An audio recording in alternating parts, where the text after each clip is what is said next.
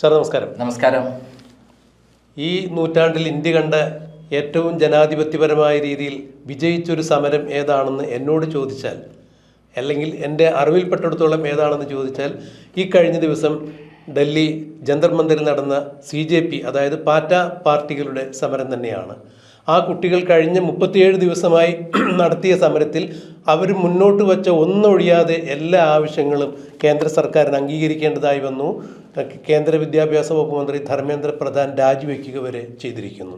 അക്ഷരാർത്ഥത്തിൽ കേന്ദ്ര സർക്കാർ ഈ കുട്ടികളുടെ ആവശ്യങ്ങൾക്ക് മുന്നിൽ മുട്ടുമടക്കുകയോ ജനാധിപത്യപരമായ വിശുദ്ധി ഉയർത്തിപ്പിടിക്കുകയോ ജയിക്കുകയോ ചെയ്തിരിക്കുന്നു എന്നാണ് മനസ്സിലാക്കാൻ കഴിയുക. പക്ഷേ ഇതിൽ മറ്റൊരു വശം കൂടി ഒളിഞ്ഞിരിക്കുന്നതായി പല കോണുകളിൽ നിന്നും വാർത്തകൾ വരുന്നു. അല്ല എന്നുണ്ടെങ്കിൽ പല മാധ്യമങ്ങളും അത് ചൂണ്ടിക്കാണിക്കുന്നു. BJPയെ സംബന്ധിച്ചിടത്തോളം അവരുടെ പ്രസ്റ്റീജ് ഇഷ്യൂ ആയിരുന്നു അയോധ്യ രാമജന്മഭൂമി ക്ഷേത്രം.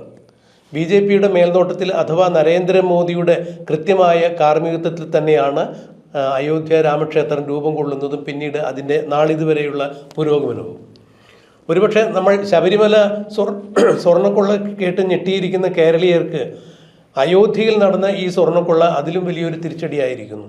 അപ്പോൾ കേന്ദ്ര സർക്കാരിൻ്റെ ഏറ്റവും വലിയ സ്വപ്ന പദ്ധതിയായിരുന്ന അയോധ്യയിൽ പോലും ആ ട്രസ്റ്റികളെല്ലാവരും ചേർന്ന് ആ ഭണ്ഡാരം മുഴുവൻ അടിച്ചു ഊറ്റിക്കൊണ്ടുപോയത് BJPയെ സംബന്ധിച്ചിടത്തോളം ആലോചിക്കാൻ വയ്യാത്തൊരു കാര്യമായിരുന്നു.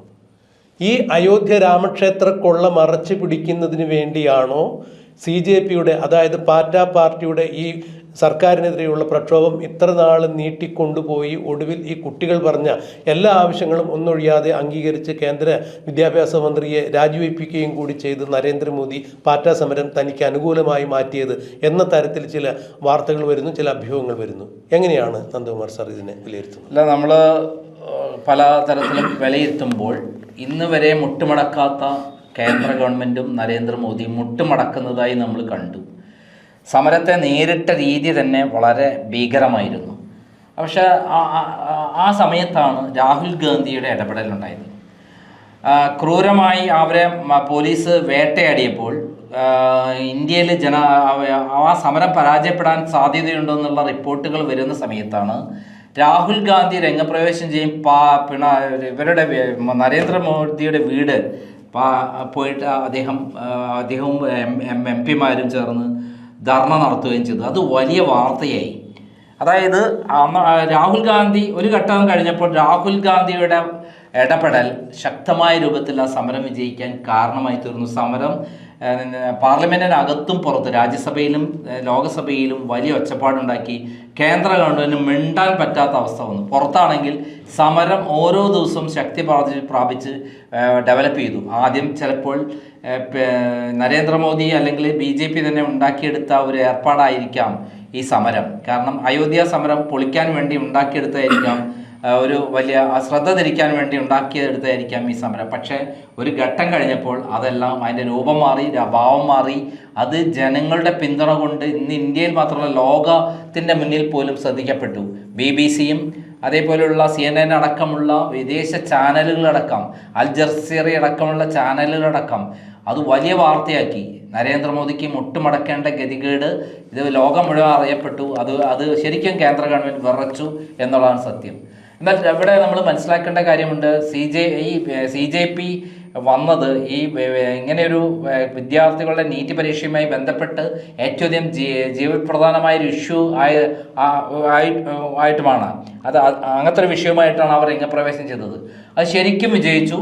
ആ വിജയിച്ചതിൽ ഒരു ഘട്ടം കഴിഞ്ഞപ്പോൾ രാഹുൽ ഗാന്ധിയുടെയും കോൺഗ്രസിൻ്റെയും അതേപോലെ പ്രതിപക്ഷത്തിനെയും പങ്കുകൂടിയുണ്ട് എന്ന് നമ്മൾ വിസ്മരിക്കാൻ പറ്റില്ല. കാരണം അവർ പാർലമെൻറ്റ് സ്തംഭിപ്പിക്കുകയും രാഹുൽ ഗാന്ധിയെ വലിച്ചിഴച്ചും പ്രിയങ്ക ഗാന്ധിയെ വലിച്ചിഴച്ചും കൊണ്ടുപോകുന്ന രംഗം വലിയ പ്രശ്നമുണ്ടാക്കി കഴിഞ്ഞിരുന്നു, വലിയ ഇഷ്യൂ ആയി കഴിഞ്ഞിരുന്നു. ശരിക്കും പോലീസ് ലാത്തിച്ചാർജ് ചെയ്തതാണ് കൃത്യമായി പറഞ്ഞാൽ ആ സമരത്തിന് അതിന് വഴിത്തിരിവായി തീർന്നത്. അല്ലായിരുന്നെങ്കിൽ ആ സമരം എല്ലാ ദിവസവും ശ്രദ്ധിക്കപ്പെടും, വാർത്തയായി തീരും. അവിടെ നിന്ന് കേന്ദ്ര ഗവൺമെൻറ്റിൻ്റെ കൈവിട്ടുപോയി.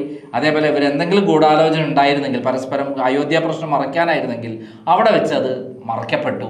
പിന്നീട് പ്രതിപക്ഷത്തിൻ്റെ കൈകളിലേക്കായി, രാഹുൽ ഗാന്ധിൻ്റെ കൈകളിലേക്കായി ആ സമരം. അവസാനം പെട്ടെന്ന് ആ സമരം തീർക്കാൻ വേണ്ടി ഗവൺമെൻറ് തയ്യാറായി. അതാണ് വിചിത്രം. ഇനി മുന്നോട്ട് പോയാൽ ആ സമരം മോദി തന്നെ രാജിവെച്ച് പോകേണ്ടി വരും എന്നുള്ളൊരു ഒരു അവസ്ഥയിലേക്ക് വന്നു. അതായത് നമ്മൾ ഒന്ന് കത്തിച്ചു കൊടുത്തായിരുന്നു, പക്ഷേ കത്തിച്ചത് വലിയ തോതിൽ ആളിക്കത്തി, പിന്നെ നിയന്ത്രണമില്ലാതെ കത്തുന്ന രംഗമാണ് നമ്മൾ കണ്ടത്. ആളെ പേടിപ്പിക്കാൻ വേണ്ടി കത്തിച്ചതായിരുന്നെങ്കിൽ അത് ഇന്ത്യ മുഴുവൻ കത്തുന്നു, ലോകം മുഴുവൻ കത്തുന്നതാണ് കണ്ടത്. നരേന്ദ്രമോദിയുടെ ഇമേജ് തകർന്നടിയുന്നതാണ് കണ്ടത്. നമ്മൾ പല കേസുകളിൽ കേട്ടിട്ടുണ്ട്. പുൽവാര സംഭവത്തിലും മറ്റുള്ള ഇതൊക്കെ BJP ഗവൺമെൻറ്റിനെ ഉണ്ടാക്കിയെടുത്ത സംഭവമാണ്, വോട്ട് തട്ടാൻ വേണ്ടി ഉണ്ടാക്കിയെടുത്ത സംഭവമാണെന്നൊക്കെ നമ്മൾ കേട്ടിട്ടുണ്ട്. എന്നാൽ ഈ സംഭവം അങ്ങനെയാണെങ്കിൽ അത് തുടങ്ങിയത് അങ്ങനെയായിരിക്കാമെങ്കിലും പക്ഷേ കൈവിട്ടുപോയി. BJPക്ക് വലിയ തിരിച്ചടി കിട്ടി. അവസാനം അവർ തന്നെ ഒറ്റ ദിവസം കൊണ്ടെല്ലാം ഒത്തുതീർപ്പാക്കി. ആ ഒത്തുതീർപ്പാക്കിയില്ല എങ്കിൽ അത് BJP ഗവൺമെൻറ്റിനെ നിലം പതിക്കുന്നൊരവസ്ഥയിലേക്ക് പോകുമായിരുന്നു എന്നുള്ളതാണ് സത്യം. ഇപ്പോൾ ഏറ്റവും രസകരമായ കാര്യം CJP ഇനിയും വലിയ പ്രക്ഷോഭങ്ങളിലേക്ക് പോകുന്നു എന്നുള്ള വാർത്തകൾ വരുമ്പോൾ മറ്റൊരു വാർത്ത നമ്മളെ തേടി വരികയാണ്. രാഹുൽ ഗാന്ധി സമരത്തിൽ നിന്ന് പാഠം പഠിച്ചിരിക്കുന്നു. അയോധ്യ പ്രശ്നം ഇന്ത്യയിലെ ഏറ്റവും വലിയ പ്രശ്നമാക്കി ഇതേ മോഡലിൽ സമരം നടത്താൻ അവർ പ്ലാൻ ചെയ്യുന്നു. കോൺഗ്രസും പ്രതിപക്ഷ കക്ഷികളും എല്ലാ പ്രതിപക്ഷ കക്ഷികളെയും ഒറ്റക്കെട്ടായി നിർത്തിക്കൊണ്ട് അയോധ്യ പ്രശ്നത്തിൽ വലിയ പ്രക്ഷോഭം നടത്താൻ പോവുകയാണ് എന്നുള്ള വാർത്ത വരുമ്പോൾ തീർച്ചയായും നരേന്ദ്രമോദി പേടിക്കണം. കാരണം അയോധ്യയിൽ 1,00,000 കോടിയിൽ മേലെയുള്ള കൊള്ളയാണ് നടത്തിയത്. ഏത് ഇഷ്യൂവിൻ്റെ മുകളിലാണോ BJP ഇവിടെ ജനിച്ചത്, ഏത് ഇഷ്യൂവിൻ്റെ മുകളിലാണോ BJP ഇവിടെ വളർന്നത്, അതേപോലെ തന്നെ BJPയെ തകർക്കാൻ പറ്റുന്ന വലിയൊരു ആയുധമായി, വലിയൊരു ഇഷ്യൂ ആയി അയോധ്യ പ്രശ്നം വളർന്നിരിക്കുകയാണ്. അവിടെ നടന്നിട്ടുള്ള കൊള്ള ഇന്ത്യയെ കണ്ടിട്ടുള്ള ഏറ്റവും വലിയ കൊള്ളയാണ്. അതിൽ നരേന്ദ്രമോദിക്ക് ഒഴിഞ്ഞു മാറാൻ പറ്റില്ല. കാരണം അദ്ദേഹത്തിൻ്റെ പ്രതിനിധികളാണ് അവിടെ അയോധ്യയുടെ എല്ലാ പ്രധാനപ്പെട്ട സ്ഥാനങ്ങളിലും ഇരിക്കുന്നത്. UP മുഖ്യമന്ത്രിയായ യോഗി ആദിത്യനാഥ് ആകട്ടെ, അദ്ദേഹത്തിൻ്റെ അറിവോ അദ്ദേഹത്തിൻ്റെ നിയന്ത്രണത്തിലോ അല്ല അയോധ്യ ക്ഷേത്രത്തിൽ ആളുകളെ നിയമിച്ചിട്ടുള്ളത്. ഉത്തരവാദിത്തപ്പെട്ട സ്ഥലങ്ങളിൽ വെച്ചിട്ടുള്ളത് അത് നരേന്ദ്രമോദിയുടെയും അമിത്ഷായുടെയും കൈ വഴിയാണ് എല്ലാവരെയും നിയമിച്ചിട്ടുള്ളത്. യോഗി ആദിത്യനാഥ് അതുകൊണ്ട് തന്നെ വളരെ കർശനമായ രൂപത്തിൽ കേസുകൾ എടുത്ത് മുന്നേറുകയും കൃത്യമായി സ്പെഷ്യൽ ഇൻവെസ്റ്റിഗേഷൻ ടീമിനെ ഏർപ്പെടുത്തി അവിടെ നടന്നിട്ടുള്ള കൊള്ളകളെക്കുറിച്ചുള്ള വിവരങ്ങൾ പുറത്തുവിടുകയും ചെയ്തു. സത്യത്തിൽ അത് ആരും അറിയാതെ മൂടി വയ്ക്കാൻ പറ്റുന്ന കാര്യമായിരുന്നു. പക്ഷേ അതിന് ഏറ്റവും പ്രാധാന്യം കൊടുത്ത് വിവരം കൊടുത്തതെല്ലാം തന്നെ നരേന്ദ്രമോദിക്കെതിരെ വാർത്ത വരണമെന്ന ഉദ്ദേശത്തോടു കൂടിയിട്ട് യോഗി ആദിത്യനാഥ് ആണെന്നുള്ള വാർത്തകളാണ് അവിടെ നിന്ന് വന്നിരിക്കുന്നത്. ഇത് UPയിൽ മാത്രമല്ല വടക്കേ ഇന്ത്യയിൽ മുഴുവൻ ആളിക്കത്തിരിക്കുകയാണ്. അത് ഇന്ത്യ മുഴുവൻ ആളിക്കത്തുന്ന ഒരു സംഭവമായി മാറിയിരിക്കുകയാണ്.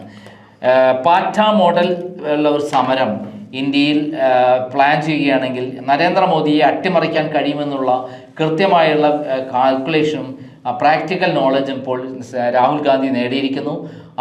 രാഹുൽ ഗാന്ധിക്ക് മുമ്പ് സമരം നടത്തിയ പരിചയമൊന്നുമില്ല. കാരണം സമരം നടത്തണമെങ്കിൽ അദ്ദേഹം ഒന്ന് എവിടെയെങ്കിലും പുറത്തിറങ്ങണ്ടേ.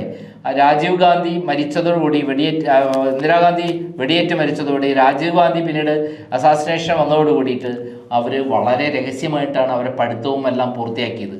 ഇപ്പോൾ രാഹുൽ ഗാന്ധി അതല്ല, ജനകീയ നേതാവായി, കോൺഗ്രസിൻ്റെ പ്രതിപക്ഷ നേതാവാണ്. അദ്ദേഹം ഇന്ത്യ മുഴുവൻ ഏറ്റവും ശ്രദ്ധിക്കപ്പെടുന്ന നേതാവായി. പാറ്റ സമരം കഴിഞ്ഞതോടുകൂടി ഇന്ത്യയിൽ ഏറ്റവും അധികം ജനങ്ങൾ അംഗീകരിക്കുന്ന നേതാവായി മാറിയിരിക്കുന്നത് രാഹുൽ ഗാന്ധിയാണ്. മോദിയുടെ യശസ് വാനോളം കടന്നിരുന്ന് താഴേക്ക് പതിച്ച് ഒന്നുമില്ലാതായപ്പോൾ രാഹുൽ ഗാന്ധിയുടെ യശസ് ഒറ്റയടിക്കാണ് വളർന്നു വന്നിരിക്കുന്നത്. ഈ സന്ദർഭത്തിൽ രാഹുൽ ഗാന്ധിയുടെയും പ്രിയങ്ക ഗാന്ധിയുടെ ഇമേജ് ഉപയോഗിച്ചുകൊണ്ട് ഒരു പാറ്റ മോഡൽ സമരം അയോധ്യ പ്രശ്നത്തിൽ ഉണ്ടാക്കുകയാണെങ്കിൽ അത് കോൺഗ്രസിന് തിരിച്ചു വരാനുള്ള, വടക്കേ ഇന്ത്യയിലടക്കം തിരിച്ചു വരാനുള്ള ആയുധമായി മാറ്റാൻ പറ്റുമെന്ന് അവർ കണക്കൂട്ടുന്നു. അവർ ഇപ്പോൾ നടത്തിയിട്ടുള്ള ഒരു സർവേയും അതാണ് കാണിക്കുന്നത്. വടക്കേ ഇന്ത്യയിൽ ഈ അയോധ്യ ഇഷ്യൂ കത്തിച്ചു കഴിഞ്ഞാൽ തീർച്ചയായും നരേന്ദ്രമോദി വീഴും. അത് തീർച്ചയായും BJPയുടെ അവസാനമായിരിക്കും. BJPയിൽ തന്നെ വലിയ സ്പ്ലിറ്റ് ഉണ്ടാവുകയും RSSും BJPയും തമ്മിൽ വലിയ പൊട്ടിത്തെറുണ്ടാവുകയും അങ്ങനെ BJPക്ക് ഭരണം നഷ്ടപ്പെടുകയും നരേന്ദ്രമോദി യുഗം അവസാനിക്കുകയും നരേന്ദ്രമോദി അമിത്ഷാ യുഗം അവസാനിക്കുമെന്നുള്ള ഒരു കാൽക്കുലേഷൻ ഉള്ളത്. എന്തിന്? നരേന്ദ്രമോദിക്കെതിരെ ഉയർന്ന നിലയിലുള്ള നേതാക്കന്മാരെല്ലാം ഒറ്റക്കെട്ടായി തീരുന്നു എന്നുള്ള വാർത്തകളും വരുന്നുണ്ട്. മുരളി മനോഹർ ജോഷി ഈ പാറ്റ സമരത്തിൽ കൃത്യമായി ഗവൺമെന്റിനെതിരെ തിരിഞ്ഞു. അതേപോലെ RSSന്റെ മോഹൻ ഭാഗവത് പച്ചയ്ക്ക് പറഞ്ഞു പിടിപ്പുകേടാണ് കാണിക്കുന്നത്, കുട്ടികളോട് ഇങ്ങനെ കാണിക്കാൻ പാടില്ലായിരുന്നു എന്ന് പറഞ്ഞിട്ട് പരസ്യമായി വന്നിരിക്കുകയാണ്. ഇതേപോലെയാണ് അയോധ്യ പ്രശ്നത്തിൽ RSS വളരെ ക്ഷുഭിതരാണ്. ഇത്തരം ചീത്തപ്പേരുണ്ടാക്കിയതോടുകൂടി ശബരിമല ഇഷ്യൂവിൽ എങ്ങനെയാണോ കത്തിയത്, അതേപോലെ ഇപ്പോൾ അയോധ്യ പ്രശ്നവും വളരെ വ്യാപകമായി കത്താൻ പറ്റുന്ന ആയുധമാണെന്ന് രാഹുൽ ഗാന്ധി കണ്ടെത്തിയിരിക്കുന്നു. അത് നടക്കുകയാണെങ്കിൽ ചിലപ്പോൾ നരേന്ദ്രമോദി യുഗം അവസാനിക്കാനാണ് സാധ്യത. പക്ഷെ ഇവിടെ മറ്റൊരു കാര്യം കൂടി സാറ് കണ്ടെത്തേണ്ടതുണ്ട്. കാരണം ഈ ലോകരാഷ്ട്രങ്ങൾക്കിടയിൽ, അതായത് ആഗോള വ്യാപകമായി പാറ്റ സമരം ചർച്ച ചെയ്യപ്പെട്ടു, ആഗോള വ്യാപകമായി മിക്ക മാധ്യമങ്ങളിലും വന്നു എന്ന് പറയുമ്പോഴാണ് ജനാധിപത്യ പ്രക്രിയ അല്ലെങ്കിൽ ജനാധിപത്യത്തിൽ ഇന്ത്യ എത്ര കണ്ട് ഔന്നത്യം പ്രാപിച്ചിരിക്കുന്നുള്ളത് കാണാൻ. കാരണം 1980-കളിലാണ് എന്നാണ് എൻ്റെ ഓർമ്മ, ചൈനയിലെ ടിയാനൻമെൻ സ്ക്വയറിൽ ഇതുപോലെ വിദ്യാർത്ഥികളും യുവാക്കളും പങ്കെടുത്ത ഒരു സമരം. ആ സ്ക്വയറിലേക്ക് വിദ്യാർത്ഥികളെ വിളിച്ചു വരുത്തിയിട്ട് വലിയ വലിയ പാറ്റൻ ടാങ്കുകൾ ഉപയോഗിച്ചിട്ട് അന്ന് 2000-ൽ പരം വിദ്യാർത്ഥികളെയാണ് അവിടെ കൊന്നൊടുക്കിയത്. ഇവിടെ ഡൽഹിയിൽ തലസ്ഥാന നഗരിയിൽ ജന്തർ മന്ദറിൽ ഇങ്ങനെ ഒരു സമരം നടക്കുമ്പോൾ, പ്രധാനമന്ത്രിയുടെ വസതിയുടെ മുൻപിൽ വരെ സമരം നടക്കുമ്പോൾ, ആ സമരം സർക്കാർ കൈകാര്യം ചെയ്ത രീതി തീർത്തും ജനാധിപത്യപരമായി തന്നെയാണ്. ജനാധിപത്യത്തിൻ്റെ വിജയമാണ്, വിശുദ്ധിയാണ് അവിടെ കണ്ടത്. ചൈനയിൽ കണ്ടതാവട്ടെ കൂട്ടക്കുരുതിയാണ്. അപ്പോൾ രണ്ട് രാജ്യങ്ങൾ തമ്മിലുള്ള ജനാധിപത്യത്തിൻ്റെ ആ വിശുദ്ധിയിലും ആ പ്രക്രിയയിലൊക്കെ ഉണ്ടായ മാറ്റം കൂടിയാണ് ഇത് വെളിവാക്കുന്നത്. പക്ഷെ അവിടെ ഡൽഹിയിൽ എത്രത്തോളം ടിയാന സ്ക്വയറിൽ ഉണ്ടായ പോലെ കൂട്ടക്കുരുതി നടന്നില്ലെങ്കിലും ഭീകരമായ രൂപത്തിൽ പോലീസിനെ ഉപയോഗിച്ചും CRPF ഉപയോഗിച്ചും അതേപോലെ ആയുധങ്ങൾ ഉപയോഗിച്ചിട്ടൊക്കെ ആക്രമണം നടന്നിട്ടുണ്ട്. തീർച്ചയായും ആ നടന്നതാണ് വഴിത്തിരിവായത്. രാഹുൽ ഗാന്ധിക്ക് ഇടപെടാൻ കാരണം ആ ഒരൊറ്റ കാരണമാണ്. ലാത്തിചാർജ് ഇല്ലായിരുന്നെങ്കിൽ ദിവസേന ഈ വാർത്തയെ ഇങ്ങനെ പോകുന്നതല്ല, വേറെ പ്രശ്നമൊന്നും ഉണ്ടാവില്ല. അവിടെ ഇന്റർനെറ്റ് വിച്ഛേദിച്ചു, മെട്രോ ട്രെയിൻ ഗതാഗതം നിർത്തിവെച്ചു, ഭക്ഷണം കൊണ്ടുവരുന്നത് നിർത്തിവെച്ചു. അങ്ങനെ എല്ലാ തരത്തിലും അവർ ജനാധിപത്യ വിരുദ്ധമായ നടപടികൾക്ക് സ്വീകരിച്ചെങ്കിലും പക്ഷെ ജനങ്ങൾ ഇളകി ഇങ്ങോട്ട് വന്നോടെ ഇന്ത്യയിലെ യുവാക്കൾ കൈവിട്ടു പോയി, അവരുടെ പരിപാടികളൊക്കെ പൊളിഞ്ഞു പോയി എന്നുള്ളതാണ് സത്യം. ഇത് BJP ഉണ്ടാക്കിയ ഒരു പദ്ധതിയായിരിക്കാം, പക്ഷെ അവരെ കയ്യിൽ നിന്ന് വിട്ടുപോയി. കാരണം ഇത് ഈ വാർത്ത അറിഞ്ഞ് ഇതിൻ്റെ ആകർഷകരായി വന്ന വിദ്യാർത്ഥികൾക്ക് അറിയില്ലല്ലോ ഇതൊരു ധാരണയായിരുന്നു എന്നുള്ളത്. അവരിത് സത്യസന്ധമാണെന്നുള്ള ധാരണയിൽ അങ്ങോട്ട് ഒരു സമുദ്രം പോലെ വലിയ പ്രളയം മാതിരി അങ്ങോട്ട് ഒലിച്ചു വന്നു. അതാണ് സംഭവം. ഇന്ത്യ കണ്ടതിലെ ഏറ്റവും കൂടുതൽ യുവാക്കളെ ജനകീയ സമരമായി മാറി. ഇന്ത്യ കണ്ടിട്ടുള്ള ഏറ്റവും വലിയ ജനകീയ സമരം. സ്വാതന്ത്ര്യാനന്തര ഇന്ത്യയിൽ ഇത്ര കണ്ട് യുവാക്കള് നിമിഷ നേരം കൊണ്ട് സംഘടിച്ചെത്തിയ മറ്റു സമരം ഉണ്ടോന്ന് ചോദിച്ചാൽ ഇല്ല എന്ന് വേണം പറയാൻ. സോഷ്യൽ മീഡിയയുടെ ഒരു ശക്തി കൂടിയാണ്. കാലം മാറി സോഷ്യൽ മീഡിയയുടെ ശക്തിയാണത്. തീർച്ചയായും അമ്പത്തെ പോസ്റ്റ് ഒട്ടിച്ചോ അല്ലെങ്കിൽ മെയിൽ അയച്ചോ ഒന്നും അല്ലല്ലോ അത്.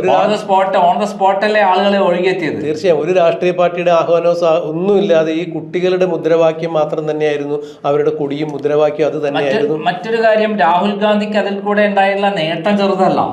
രാഹുൽ ഗാന്ധി ഒരു ഘട്ടം വരെ മിണ്ടാതിരുന്നു.